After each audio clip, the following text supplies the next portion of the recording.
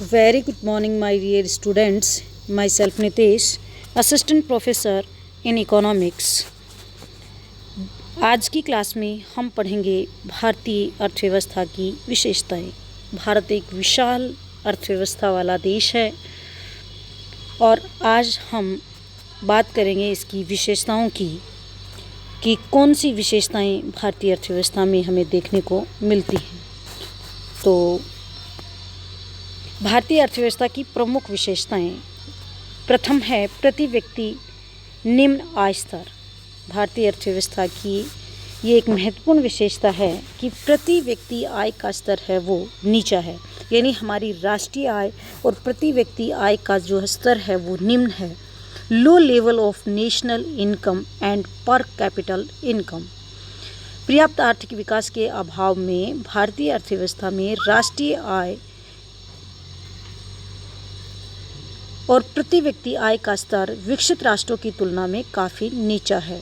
2013 में क्रय शक्ति के आधार पर जहां अमेरिका में प्रति व्यक्ति आय $52,308, जापान में $36,800, चीन में $11,477 थी, वहीं भारत में $5,150 थी। 1950-51 में भारत की राष्ट्रीय आय चालू मूल्यों पर 10,360 करोड़ रुपए प्रति व्यक्ति आय।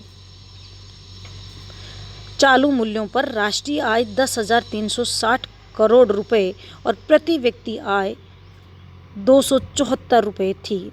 यह अब चालू मूल्यों पर बढ़कर 2016-17 में राष्ट्रीय आय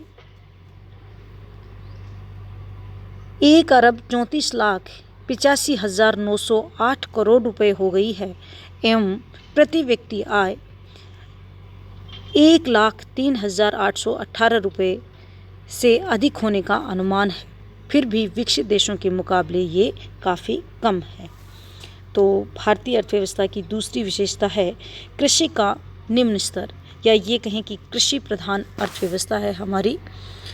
भारतीय अर्थव्यवस्था एक कृषि प्रधान अर्थव्यवस्था है जिसमें कृषि राष्ट्रीय आय का मुख्य स्रोत है, रोजगार का आधार एवं जीवन यापन का मुख्य साधन ही नहीं वरन औद्योगिक कच्चे माल का स्रोत एवं निर्मित माल का बाजार भी है। कृषि से राष्ट्रीय आय का 13.9% से 17% भाग प्राप्त होता है, जो 69% जनसंख्या के रोजगार एवं जीवन यापन का आधार है। उद्योगों के लिए कच्चा माल, गन्ना, कपास, पटसन, तिलहन, खाद्यान्न वगैरह सब कृषि से ही प्राप्त होते हैं। आंतरिक व विदेशी व्यापार में भी कृषि जन्य पदार्थों की प्रधानता रहती है। तीसरी भारतीय अर्थव्यवस्था की विशेषता है जनसंख्या की उच्च वृद्धि दर, यानी विस्फोटक जनसंख्या वृद्धि दर यहाँ देखने को मिलती है। भारतीय अर्थव्यवस्था में जनसंख्या की विस्फोटक वृद्धि दर से जनसंख्या का भार निरंतर बढ़ता जा रहा है। भारत में विश्व की 17.3% जनसंख्या है, किंतु क्षेत्रफल मात्र 2.4% है। जनसंख्या की दृष्टि से भारत विश्व का दूसरा बड़ा देश है, जबकि जनसंख्या की दृष्टि से भारत दुनिया का दूसरा बड़ा देश है। जनसंख्या की वार्षिक वृद्धि दर 17.7% है। प्रति वर्ष 2.7 करोड़ बच्चे जन्मते हैं और हर वर्ष एक नए ऑस्ट्रेलिया का निर्माण हम कर देते हैं। इस प्रकार देश में भारी जनसंख्या वृद्धि हमें देखने को मिलती है, यानी हर वर्ष हम एक नए ऑस्ट्रेलिया का निर्माण कर देते हैं।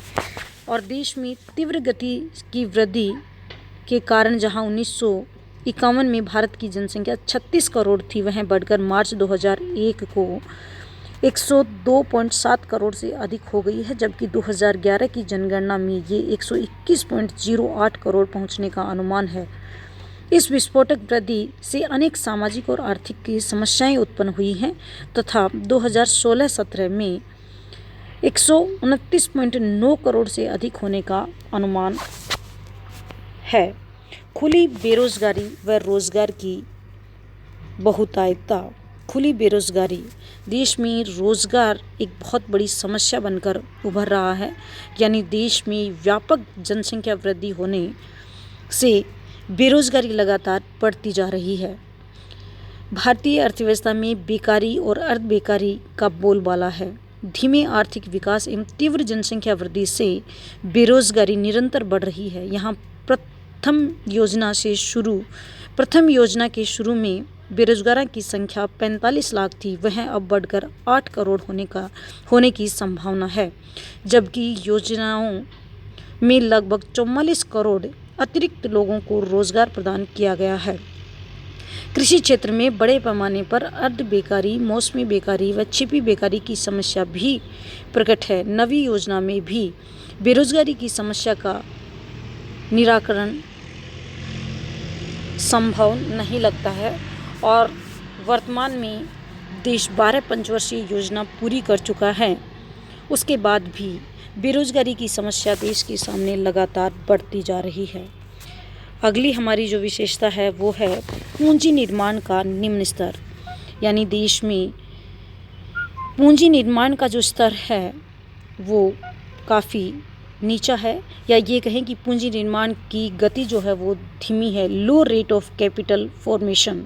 आर्थिक दरिद्रता और निम्न आय के कारण अर्थव्यवस्था की बचतों व विनियोग का स्तर नीचा है। जहां विकसित देशों में पूंजी निर्माण की दर 40% से 50% है, वहां भारत में पूंजी निर्माण की दर अब 35% होने का अनुमान है, जबकि स्वयं स्फूर्ति आर्थिक विकास के लिए 20 से 22% की दर से पूंजी निर्माण आवश्यक होता है। भारत में 1950 से 51 में चालू बाजार मूल्यों पर सकल पूंजी निर्माण की दर 8.7% वार्षिक थी। 1995-96 में यह बढ़कर 26.9 तक पहुंच गई थी। 2007-08 में 38.1 हो गई है, जबकि 2010-11 में 36.8 होने का अनुमान है। 2013-14 में 32.3 होने का अनुमान है और 2016-17 में 35% होने का अनुमान है। तो पूंजी निर्माण का देश में निम्न स्तर है। संपत्ति के वितरण में असमानता है। देश में संपत्ति के वितरण में भारी असमानताएं देखने को मिलती हैं। एक और दुनिया के बड़े से बड़े उद्योगपति भारत में हैं, तो वहीं एशिया की सबसे अधिक गरीबी, या ये कहें कि बिलो पॉवर्टी लाइन, जो जीवन रेखा से नीचे जीवन यापन करते हैं, वो भी भारत में देखने को मिलते हैं। संपत्ति का जो असमान, और इसका कारण यह नहीं है कि भारतीय अर्थव्यवस्था कमज़ोर अर्थव्यवस्था है, यहाँ उत्पादन कम है। इसका मुख्य कारण है वो ये है कि संपत्ति का जो है वो असमान वितरण है। देश में संपत्ति का असमान वितरण होने के कारण एक और धनाढ्य लोगों के पास धन लगातार बढ़ता जा रहा है, वहीं दूसरी ओर गरीबी भी लगातार बढ़ती जा रही है।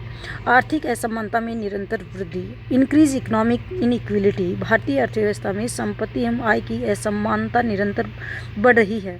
गरीब अधिक गरीब और धनी अधिक धनी होते जा रहे हैं। अगस्त 2008 में 2014-15 में मुद्रास्फीति की जो दर है वो 6.2% रहने का अनुमान है और दिसंबर 2016 के अंत में मुद्रास्फीति की दर जो है वो 3.39% थी। तो लगातार आर्थिक असमानताएं बढ़ रही हैं। इसका मुख्य कारण तीव्र गति से बढ़ती मुद्रास्फीति भी है, क्योंकि मुद्रास्फीति का ज़्यादा भार निम्न आय तबके पर पड़ता है। इससे जो धनाढ्य लोग हैं वो और धनिक होते जा रहे हैं और गरीब जनता और गरीब होती जा रही है। उत्पादन तकनीक का निम्न स्तर। देश में जो उत्पादन की तकनीक है वो उसका स्तर भी काफ़ी नीचा है। उत्पादन तकनीक का देश में निम्न स्तर पाया जाता है। हमारे पास आधुनिक तकनीकी ज्ञान की कमी है। Lake of modern technology, technical knowledge. भारतीय अर्थव्यवस्था में भी पिछड़ी अर्थव्यवस्था के समान ही है। विभिन्न क्षेत्रों में अभी भी उत्पादन की आधुनिक तकनीकी कौशल की बहुत कमी है। अभी भी कृषि, औद्योगिक एवं परिवहन क्षेत्रों में परंपरागत तकनीक का बोलबाला है स्वचालित आधुनिक मशीनों का प्रयोग नगण्य है। भारत के आर्थिक विकास में नवीनतम आधुनिक उत्पादन तकनीक को अपनाने की आवश्यकता है, किंतु पूंजी का अभाव, श्रमिक विरोधी व विदेशी विनिमय संकट इसकी मुख्य बाधाएं हैं। उसके बाद प्राकृतिक संसाधनों की उपलब्ध क्षमता का पूर्ण उपयोग न होना। हमारे पास जो भी प्राकृतिक संसाधन हैं जो भी उपलब्ध प्राकृतिक संसाधन हैं उनकी पूर्ण क्षमता का हम उपयोग नहीं कर पाते हैं।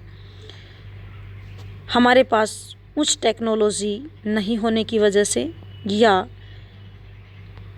तकनीकी ज्ञान की कमी की वजह से हमारे प्राकृतिक संसाधनों का हम पूर्ण तरह से दोहन और उनका पूरी तरह से उपयोग नहीं कर पाते हैं, जिनका पूरा फ़ायदा देश के विकास को नहीं मिल पाता है और संसाधनों की बर्बादी होती है। आधारभूत ढांचे की कमी।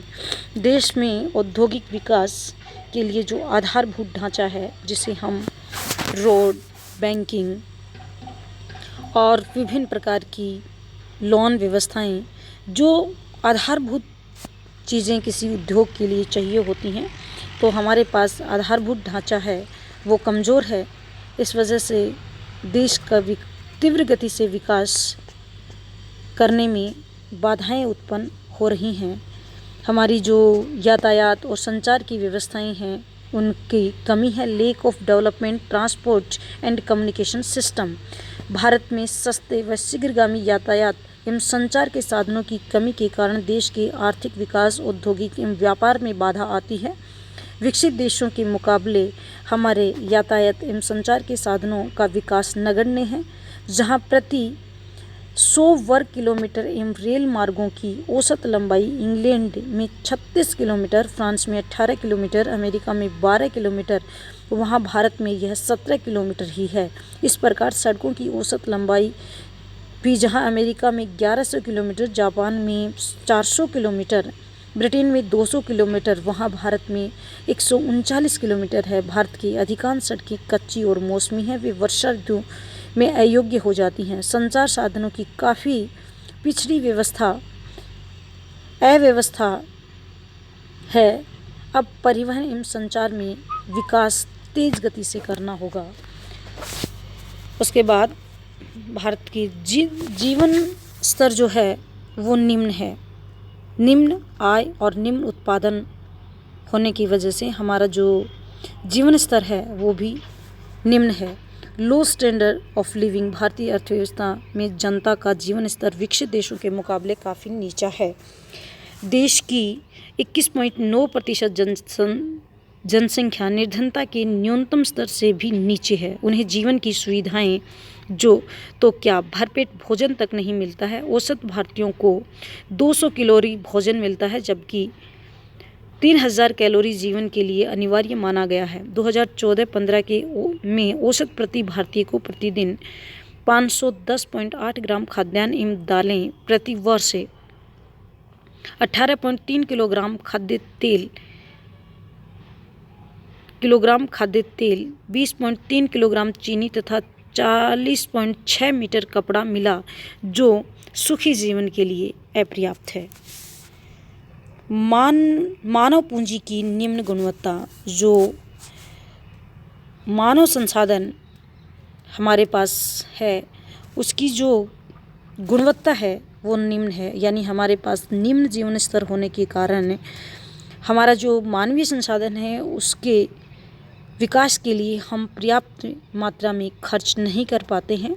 उनकी शिक्षा, दीक्षा और खान पान, रहन सहन की पर्याप्त व्यवस्थाएं नहीं हो पाती हैं, जिसकी वजह से देश का मानवीय संसाधन है वो पूरी तरह से उसकी पूर्ण क्षमताओं का उपयोग नहीं हो पाता है। तो मानव पूंजी की निम्न गुणवत्ता है। प्रतिकूल जनसांख्यिकीय विशेषताएं। प्रतिकूल जननांग की विशेषताएं पाई जाती हैं। आर्थिक संस्थाओं के संगठन का अपर्याप्त विकास। आर्थिक संस्थाओं के संगठन का अपर्याप्त विकास है जो अर्थव्यवस्था के विकास को तेज करने में सहायक होता है। तो ये थी भारतीय अर्थव्यवस्था की कुछ महत्वपूर्ण विशेषताएं, जिसमें कृषि प्रधान अर्थव्यवस्था, यहाँ औद्योगिक पिछड़ापन हमें देखने को मिलता है, जनसंख्या की विस्फोटक वृद्धि है, व्यापक बेरोजगारी और अर्ध बेरोजगारी है, अर्थव्यवस्था की दोहरी प्रकृति है, ड्यूल नेचर ऑफ इकोनॉमी है, राष्ट्रीय आय और प्रति व्यक्ति आय का स्तर नीचा है, पूंजी निर्माण की धीमी गति है, निर्धनता का कुचक्र है, आधुनिक तकनीकी ज्ञान की कमी है, विकसित यातायात एवं संचार साधनों का अभाव है, व्यापार की अपूर्णताएं हैं, परंपरागत रूढ़िवादी समाज है, आर्थिक असमानता में निरंतर वृद्धि है, क्षेत्रीय विषमताएं पाई जाती हैं, असंतुलित विदेशी व्यापार है, जीवन स्तर लो स्टैंडर्ड ऑफ लिविंग है, आर्थिक उदारीकरण एवं वैश्वीकरण की ओर बढ़ती अर्थव्यवस्था है और विदेशी ऋणों का भार लगातार बढ़ता जा रहा है। Thank you. आज की क्लास के लिए इतना ही। अगले क्लास में हम फिर मिलेंगे किसी नए टॉपिक के साथ में। Thank you.